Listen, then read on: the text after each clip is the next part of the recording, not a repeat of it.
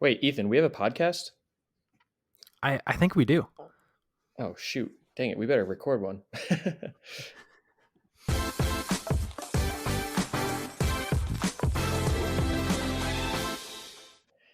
All right. How's it going, everybody? Welcome back to the podcast. I apologize for not having the last two episodes out after the two absolutely super exciting weekends of racing on the Biathlon World Cup. That was totally my bad. I was on the road at the IBU Cup in Idra and Shushin, and I just was so busy I couldn't find time to meet. So that is my bad, but we will recap all the action that happened in the second weekend of Ostersund, the week in Hochfilzen, and then another exciting and absolutely gorgeous weekend in Lenzerheide, Switzerland. But as always, my co-host Ethan is here. Ethan, how you doing?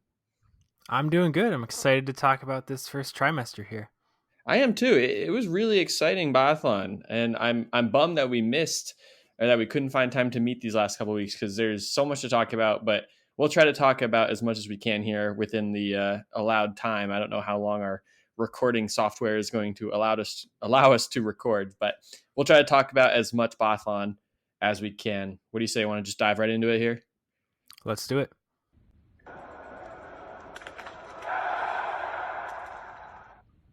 So our first hit, actually, just absolutely great head-to-head races in the first three stops of the World Cup. In Östersund, we had Franziska Preuss, who unfortunately twice lost out on winning a race by less than a second, almost less than half a second.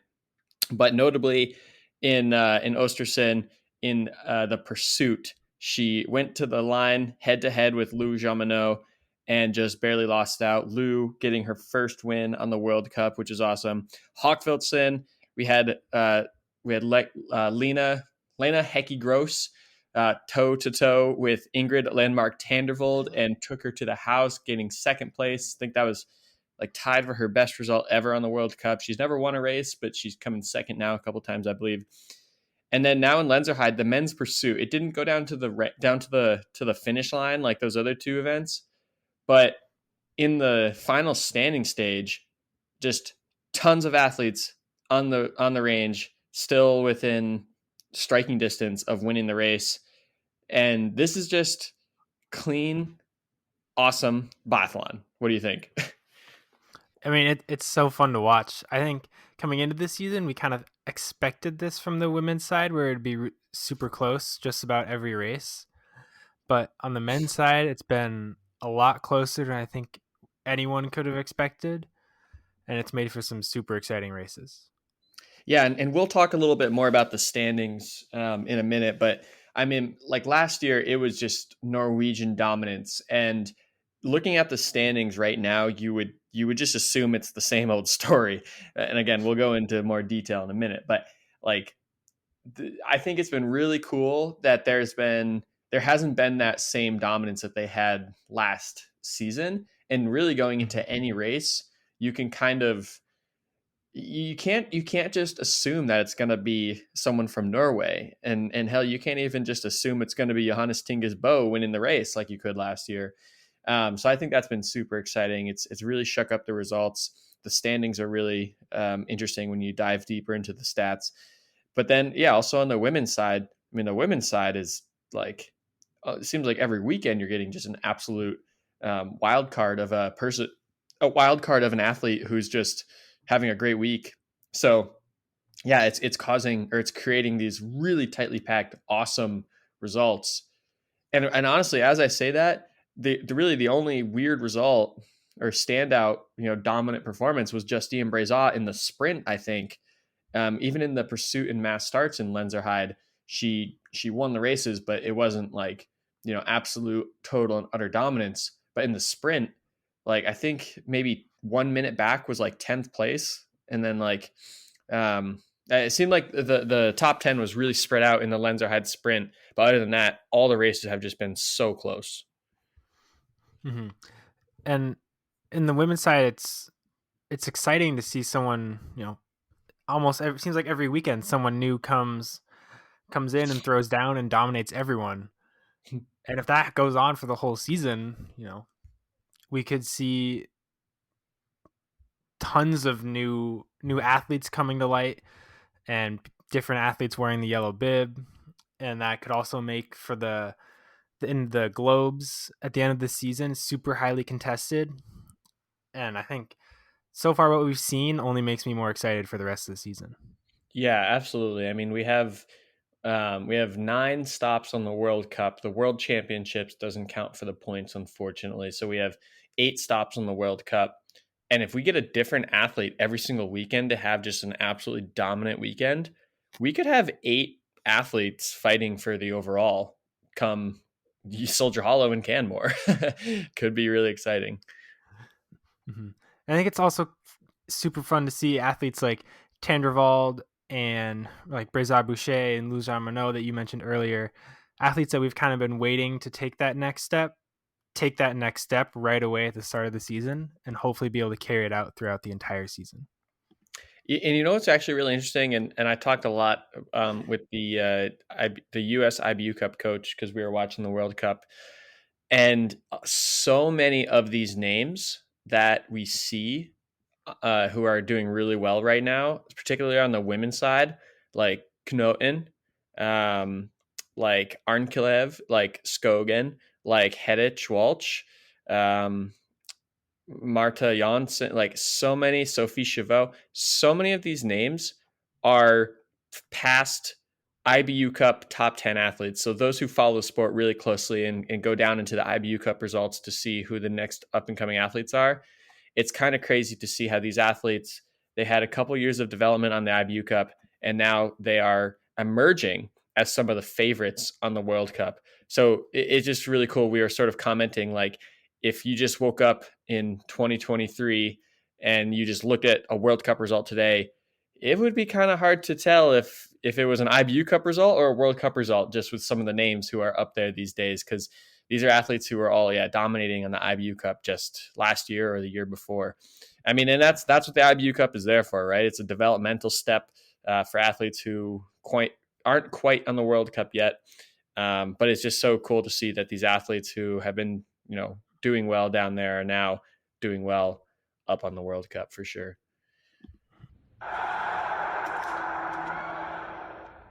All right, we got a miss, and there's going to be a whole YouTube video coming out about this because kind of crazy. But we had some safety violations in Lenzerheide, and both of them coming from the Norwegian camp. First of all, and I have mixed feelings about this, so I'm curious to hear what you think.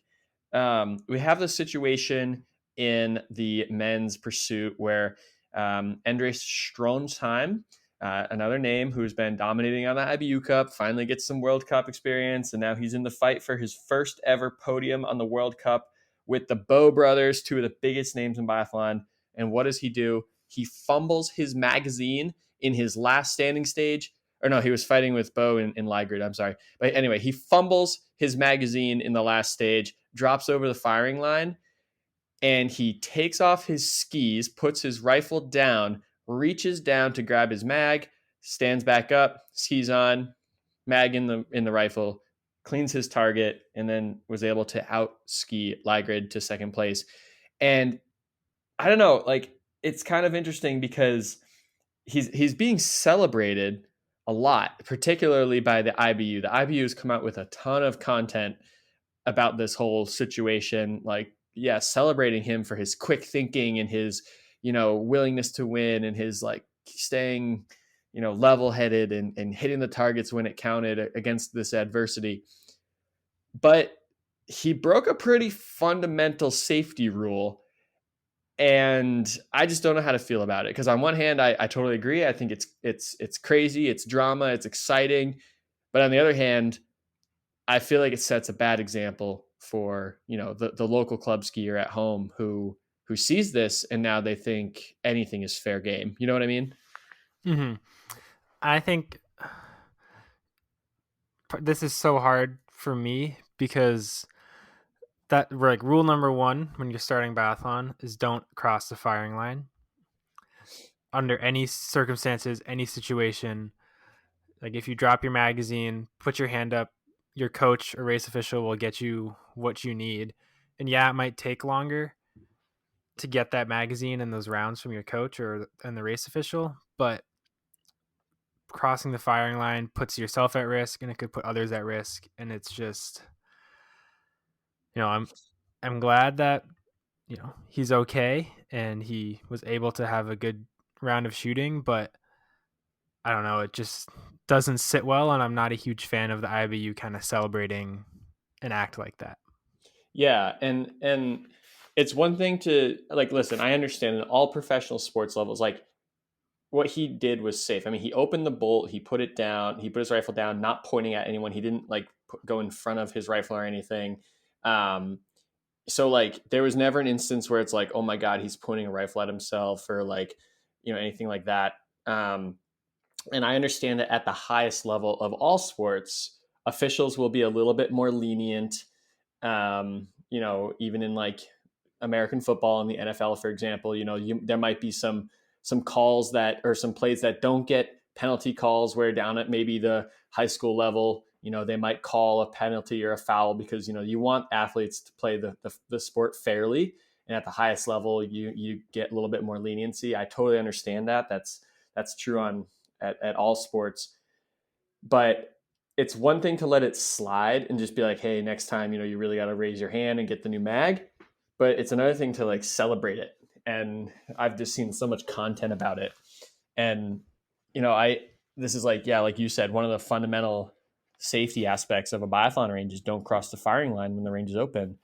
And I would hate for an athlete, particularly a young athlete, who sees this instance and is like, wow, that's so cool, so funny. And then next time they come to the range, they drop their sunglasses over the firing line or drop their mag over the firing line.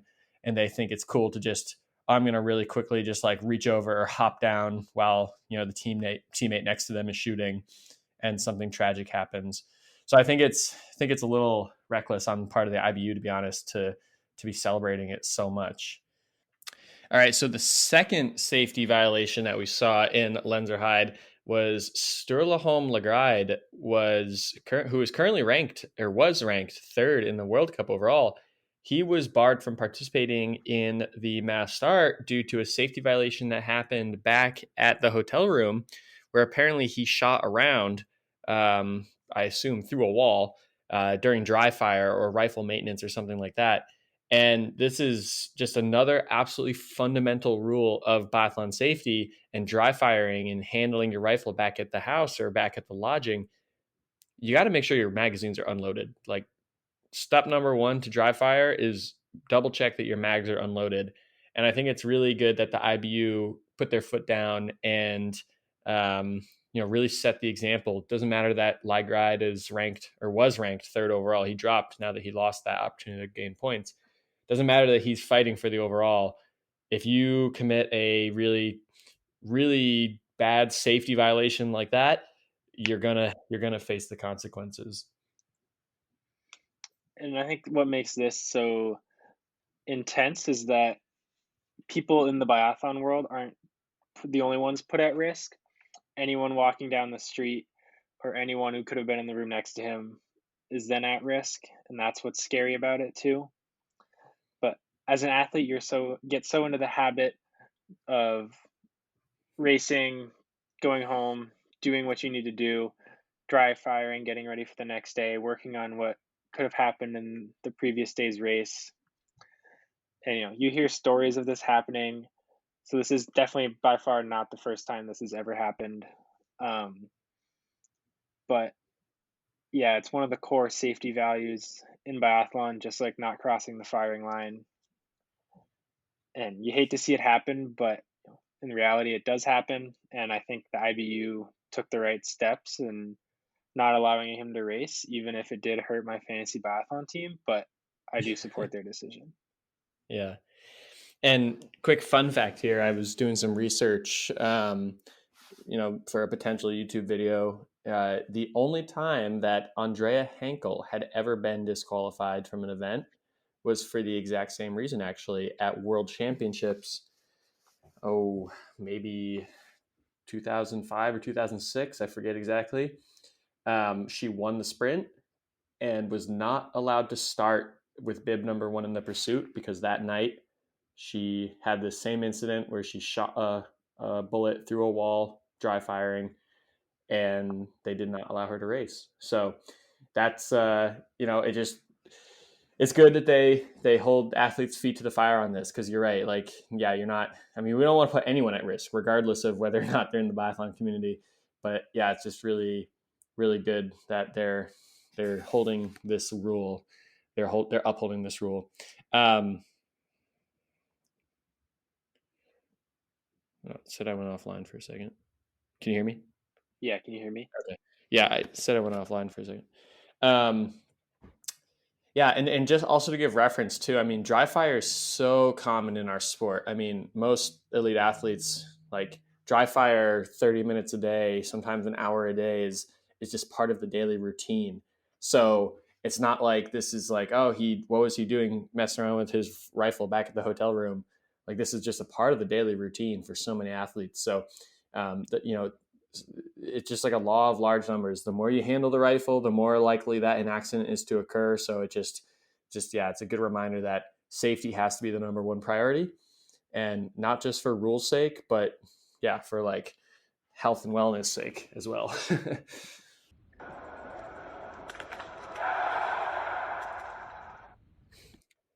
All right, so we got some new stars that are making their way to the mainstream here in biathlon. Some stars that neither of them I had on my biathletes to look out for list. But number one, Justus. I don't know how to pronounce it, but it looks like Justice Strello from Germany was one of our first overall yellow bib wearers, and yeah, good athlete. Had good shooting in one of the early individuals to claim our top spot, and then also this most recent weekend we had Marit Skogen from Norway, who quickly is rising in the overall ranking after a great weekend in Lenzerheide. So yeah, cool to see, and more particularly on the women's side, but really cool to see some new names that are just skyrocketing up to the top of the field. Oh, for sure. And this happens every year, and you're never really going to be able to predict who it is. Or you can always claim you saw it coming, but I think I had never heard of Skogen, the Norwegian woman you just mentioned, until this past weekend. Um, but it seems like countries like Norway, Sweden, and Germany just, find these athletes, pull them up from the IBU Cup, and boom, they're instantly competing for podiums and race wins and yellow bibs. And it's exciting Well, that something like this happens just about every season. here's why you've never heard of Skogen. She's only ever done three IBU Cup races. She has a little bit more Junior Cup and Junior World Championship experience. She's only ever raced 3 IBU Cup races, and then this year she got the nod to start in Östersund. Gets her first top 10 in her very first race, floating around like the 20s to 30s, and then boom, out of nowhere, Lenzerheide, 6th place, and then third in the pursuit. So in only her, like 7th World Cup race ever, she's on the podium. Kind of crazy. Like, I don't think no one could have predicted or saw her coming, because she wasn't even a factor on the IBU Cup in the last couple of years. Yeah, that's crazy, and I don't think that's the standard path or the common path people take. But I mean, we were wondering what the Norwegian women's team would look like this year, and turns out it's almost as good as ever. Yeah, I'll say. And then with Justice Strello, does have some IBU Cup experience and quite a bit of World Cup experience as well. But this year he's really made a big step up. Good shooter, 93% on the season so far.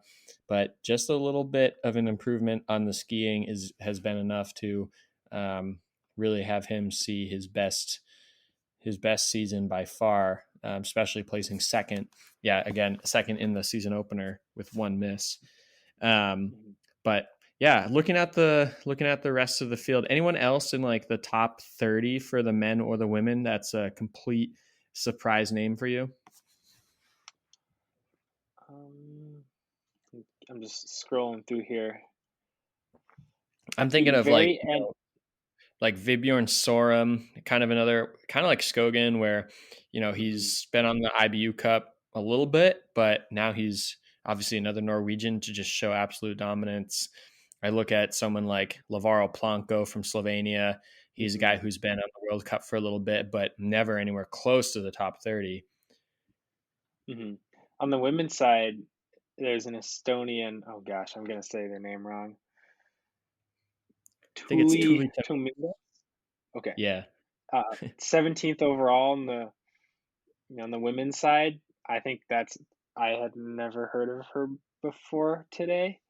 Um, that's got to be she's got to be over the moon with her start for the World Cup season. for sure. And then also Ukraine. And I didn't realize this. Ukraine had 4 women in the mass start in Lenzerheide. 4 women. There's only 30 starts, and they had 4 of them. That's kind of crazy. Like, I mean, Ukraine's always been. I feel like for me, Ukraine's always been like the best of the rest, right? Like they're not Sweden, Norway, Germany, France, but they have strong enough results that they're better than like the U.S., Canada, um, Czech, some of these other nations. But Mhm, I'm willing to bet that they had one of the highest levels of participation in the women's mass start, um, with 4. That's pretty crazy. And then their current leader, best one on the team in 26th place, is um, Irana Petrenko. I don't know much about her unless that's a former athlete who got married and changed her name. I don't know too much about her results. So she's definitely someone who's kind of come out of nowhere in the top 30 for me. mhm.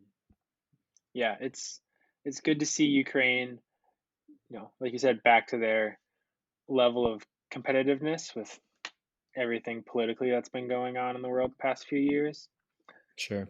Um, but they've always been a consistently good team on the men's and women's side, which you know it's good to have them back. I'd say. Absolutely.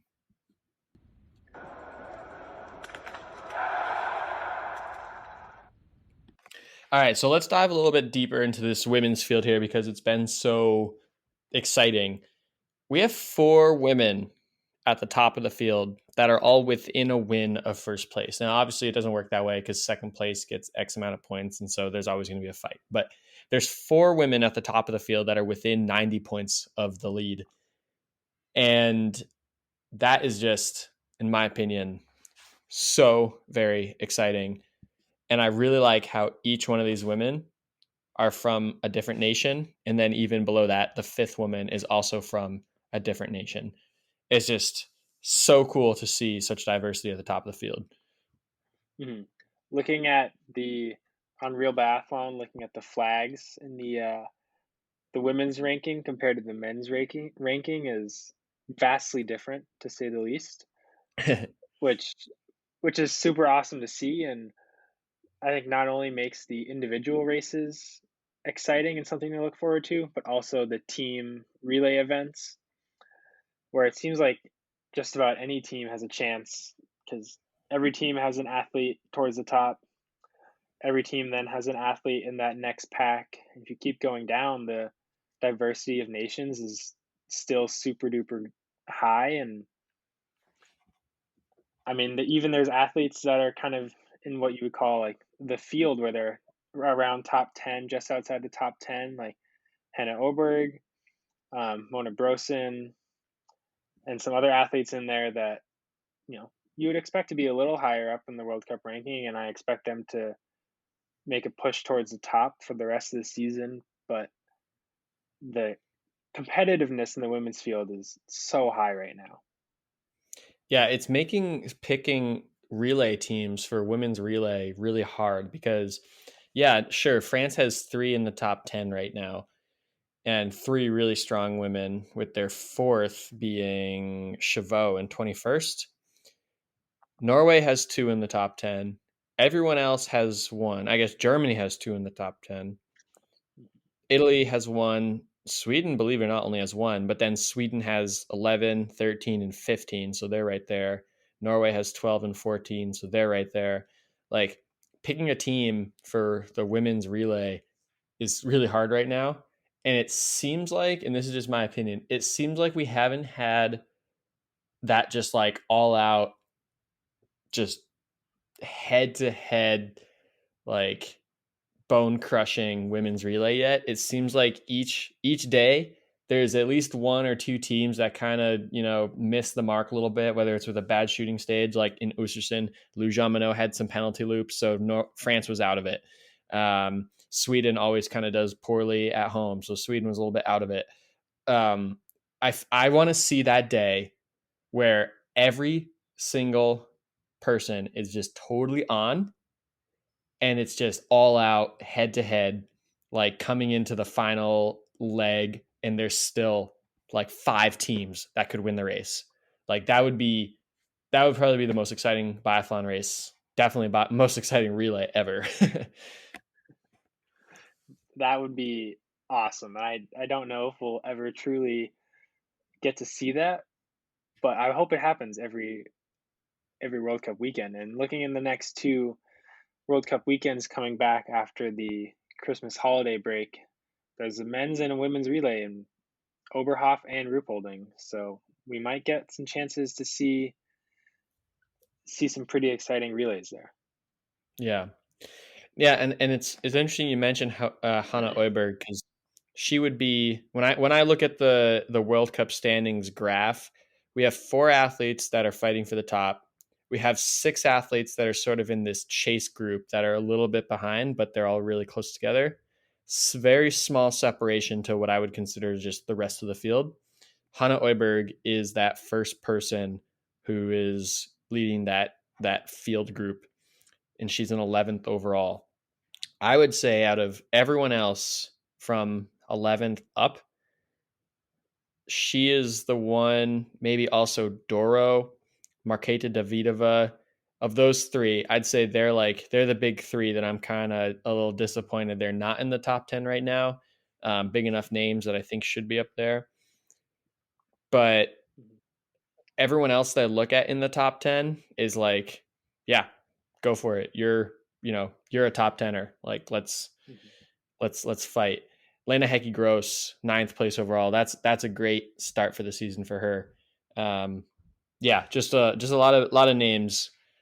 There's too many names, too many people to fit into the top 10, basically. I think if we tried to pick the top 10, we could go through 15 to 20 different athletes that have a shot of making the top 10.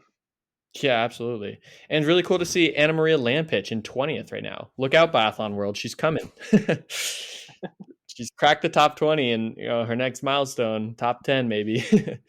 She can only go up from here. Yeah. Yeah, no, Doro's a little frustrating. I don't know. I would say it's frustrating if you look at her results, because you're like, you want her to be in the top 10, but I've been kind of predicting her demise for a couple seasons now. Her shooting is at an all-time high, which is funny because I always consider her to be a really strong shooter, but she's currently at 90% shooting, which is really high. But her skiing took a really big step back this year. So she's really got to step it up, because Italy doesn't have, if there's one nation in that top group that I think doesn't have the depth, it's Italy, just because I think they're a very young nation, and I think they're still maybe 2 years away from getting to like a France level domination. So they really need athletes like Doro to keep the pressure on and support Vitozzi in that 1-2, and then hopefully you can get really strong performances in relays from Aukenthaler or Passler, Kamola. So hopefully she can kind of step it up after the break going into the German races. But yeah, other than that, I mean, I think Hannah Oiberg, yeah, she's right there. She's 1 weekend away from being back in the top 10. But yeah, I think it's gonna be super exciting as we continue on, no matter what. Just looking at Marketa Davidova too. Looks like her shooting is down this year. Last year she was an 87% shooter. This year she's at percent, so she's lost a lot. Actually, a little bit faster on the skis even. So really, her lack of performance this year comes more from the shooting percentage, which is interesting.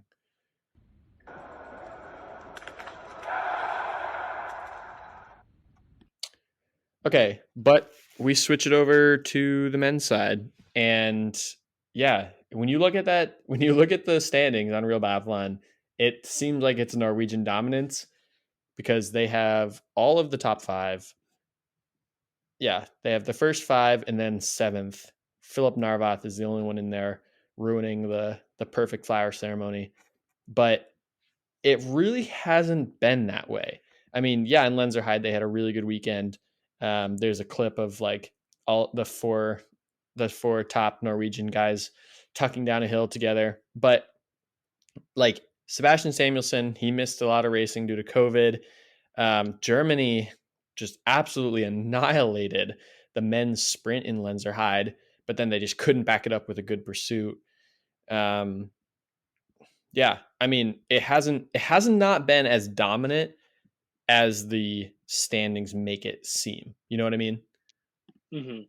I think the Norwegian bad days are just slightly better than everybody else's bad days, and that's why we see Norway stacking the top.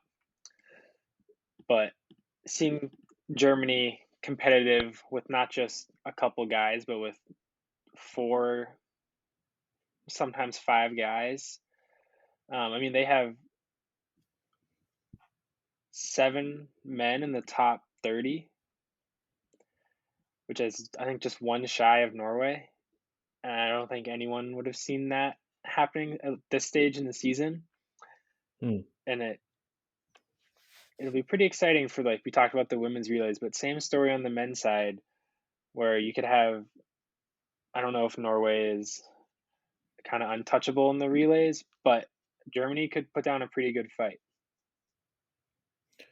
Yeah, and it's kind of funny too. Like ranked 26th right now, Philip Horn. That dude he missed a lot of the World Cup due to having to be on the IBU Cup because they just don't have.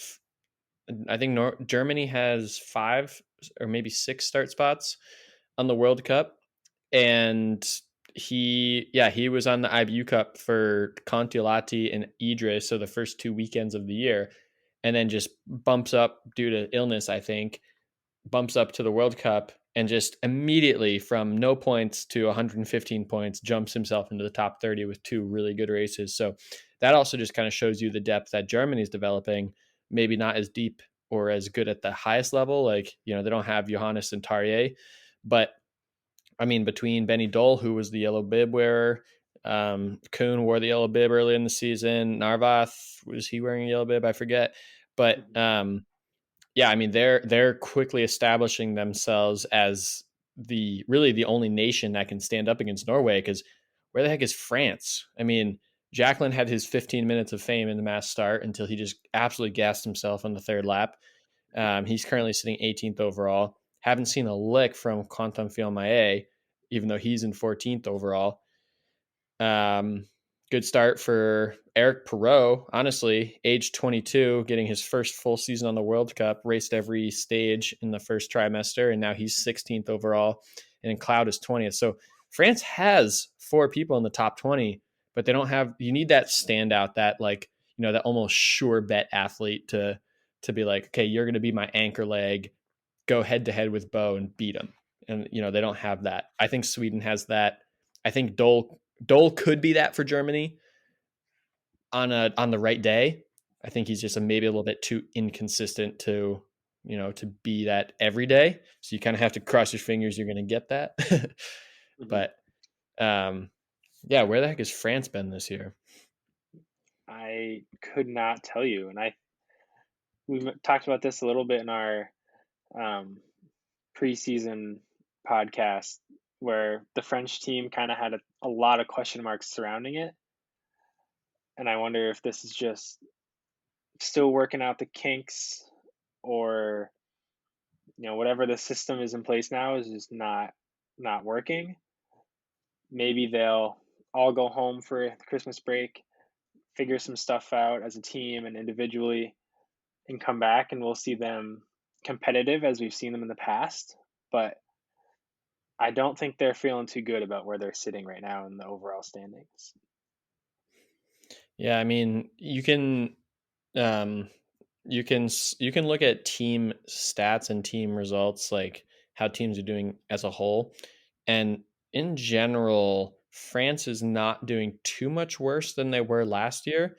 If anything, their ski speed has dropped a little bit against the top 10, but that is probably more just to show like I don't know maybe how much Norway and those other top 10 athletes are sort of pulling away from the field. But against like the average skier, their ski speed has not dropped at all. Um, their shooting times got a lot faster this year, and their hit percentage is the same. But yeah, they're still having a hard time cracking the top 10. But I was just looking at Quentin Fillon to be like, hey, what's he been up to this year? His shooting is way down from last year. So you can't even say that it's like the skis or with all this new non-fluoro stuff, like they keep missing the wax or whatever. His shooting percentage is down 5% this year, and that's also he's shooting 78%. It's down 10% in the prone. Last year he was 88% in prone. This right now he's 78%. So he's guaranteed at least one miss, at least one extra miss in the prone right now as compared to last year. So maybe, I mean, it's kind of hard to do on the fly, but if you go through all his results and add one more hit to all of his performances this year, maybe he starts to crack the top 10 a little bit more. But yeah, so far he has not had many stellar races. Um, well, as I say that, he does have ninth, eighth, sixth, ninth place in Ostersund, but a couple really bad races: 17th in the mass start, 18th in the sprint in Hagfeldsen, 42nd in the season opener. So, yeah, it's those kind of results where you're getting like 42nd. That's zero points because points stop at 40. So you can't have 0 point days if you want to be fighting for the overall or fighting for the top 10. So you got to wipe those off your plate. Mhm. But And those what else said? eighth, Oh, go ninth, ahead. I would say those eighth, ninth places, are by no means bad results, but for Fionmae's standard, and I think where he hopes to be, those are still not really ideal race results for him. And hopefully we can see him get back to competing for the podium and hitting some targets because he makes biathlon more exciting. Yeah, absolutely. What about Seb Samuelson? Unfortunately, he had to, miss pretty much all of Lenzerheide and maybe some of Hockfieldson, if I recall correctly, due to COVID. So currently, overall, he's ranked 10th. But do you think he has what it takes to continue to fight in the top three, assuming he doesn't miss any more time? I think so. His Right now he's the fastest male skier on the World Cup. His ski speed is up Huge. immensely big. I'm sorry, I was trying to figure out the math there, but it's up Yeah, it's like huge, 1.5. Like he's up like 1.5% right now, which is absurd. which is crazy considering he was already one of the fastest skiers on the World Cup. Yeah. But what's interesting is that his shooting percentages is down, not a ton, but it is down from last year. Yeah. And I don't know if that's because he's skiing faster. That's what he focused on training over the summer and the fall. But if he can keep skiing as fast as he is and hitting enough targets, I think he can easily compete for the top three in the overall. Yeah. Every race so far he's been in the top 10. Actually, his worst race of the season so far has been 7th place, which is that's pretty dang good if your worst race is the first spot out of the flower ceremony. Mhm. Problem is he's just missed so much time due to COVID. He missed a whole weekend of racing in Lenzerheide, so he gave up some incredible points there. I really hope Seb can come back strong and continue, because it seems like, if I recall correctly, his season always either he starts out strong and fades, or he starts off terribly and maybe gets strong towards the end. I feel like we haven't seen a full consistent season from him. You know what I mean? Like Hmm. it seems like he's more of like a peaker. He's like a guy who comes to life at world champs or for like a really specific, weekend in Ostersund or something. But then for the rest of the season, you can really more count on him as being like a top 20 guy. So hopefully he can maintain this momentum and stay in that top 10 because those points add up, especially with the new point system. Hmm. And last year we saw, he was really the only one that was able to beat Johannes Tingus Bo, Yeah. especially at World Champs in that mass start. And I was really excited that he was, like you said, his worst result was seventh, which is crazy to think that you can go however many races they did, and the worst you finished was seventh. And you were disappointed you didn't make the flower ceremony because you had every other race. Mm-hmm. I think him knowing that he can beat Johannes Singesbo in his head too is going to be a huge factor for any head-to-head race they do, even sprints or individuals. Knowing that he can do it and he has done it before is going to go so far for him. Yeah. All right. Last one I wanna ask you about. What do you think about Sebastian Stalder? Because I Mm. don't want to toot my own horn here, and it's way too early to say I told you so. But I had him as a biathlete that you should watch, in my early season preview. But currently, Stalder is the leading the charge for the Swiss, which a lot of people would have said, "Oh, it's going to be Hartwig," but it's actually Sebastian Stalder, and he's currently ranked 17th overall. Um, I think it's really cool to see him have a good start to the season, and then also good races in Lenzerheide in front of the home crowd. Like he was totally getting the crowd going with his good shooting. Mm-hmm. It's always fun to see when an athlete racing at home succeeds, especially on the range. The crowd gets going behind them too. But in terms of his success, it's definitely been on the range, shooting 92%, and his prone and standing are really, really consistent with that average, not that far off. And his ski speed has increased slowly season by season, and he's skiing roughly average for the World Cup field, right, just about smack dab in the middle. But if he keeps shooting as well as he does and keeps carrying momentum, and maybe if Hartweg gets going a little bit, kind of boost the Swiss morale. I know the women have been having success lately, but I think he could continue his success, and especially in the individuals, I think that's his best chance of making the podium, just because his shooting has been so good so far. And what's funny is like I look at a guy like Stalder, and he doesn't excite me as much as Hartwig. Maybe because Hartwig has a little bit more like ego to him, and Mhm. he's like same kind of like with Tommy Giacomelli of like having a little bit of pizzazz.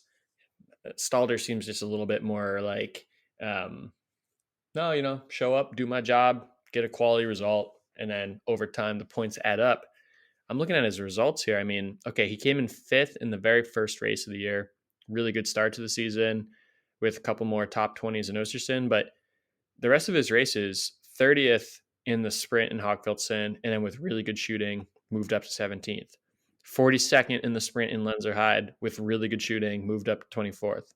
Qualified for the mass start and comes in 20th. Like those results they're not outstanding, but they're quality. And that's, you're not going to win the overall with that. But if you can continue to maintain quality, he's gonna be sitting in a really good spot at the end of the year. And like I said, again, he's sitting 17th right now. Maintain that quality. I bet he cracks the top 15 at least at one point, maybe by the end of the year. And a lot of that comes from his good shooting really helps him maintain that consistency. So I don't know. I feel like he's a little bit of like he could be like a good guide for maybe the US men's team of like, no, this guy's having an incredible season and he's not doing it with flashy results. He's doing it with just quality, consistent results. You know what I mean? Mhm.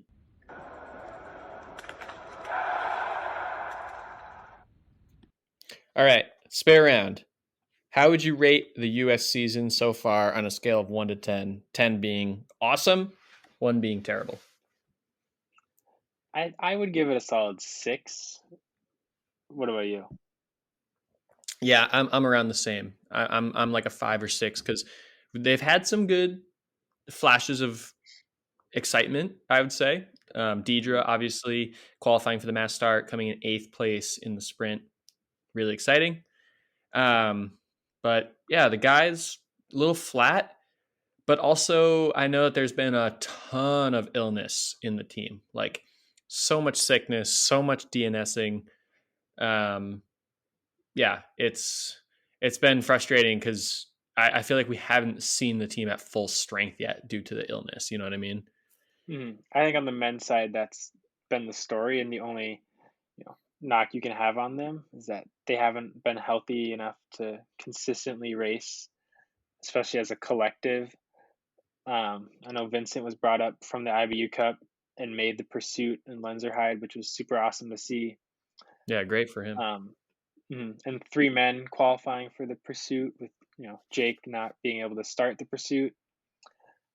Um, I think they're trending in the right direction when they're able to race. I think they just got to get healthy, and we don't know how they are, um, how competitive they are right now, just because of that health factor. So I think the big thing for them is just get healthy, be able to put some races together consistently. Yeah. Yeah, and I know on the IBU Cup as well, just having literally just been there, I know that staying healthy has been an issue there as well. So hopefully it's just sort of that like early season travel bug. Everyone's immune systems are getting back into the rhythm of being on the road and living out of a suitcase in close quarters. And we're not the only team to suffer with COVID too. I mean, literally twice now it's happened that the yellow bib wearer has had to sit out a race because of COVID and illness. So hopefully, yeah, after the break and after the new year, team is back to full strength. Um, but yeah, and then a couple other exciting things to look forward to. Um, if the men's team can get back to full health, then hopefully, they can only go upwards from there. I don't think we've seen the best from Campbell yet.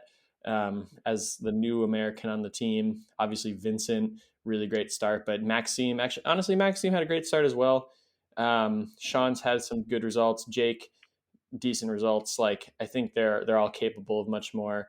And then on the women's side too, we have Chloe Levens and Tara Garrity Moats will be rejoining the international scene after their qualification in Craftsbury this year. So they'll be coming back, probably not straight to the World Cup, but definitely in IBU events, and then maybe eventually back to the World Cup, and that will really bolster up the women's team as well.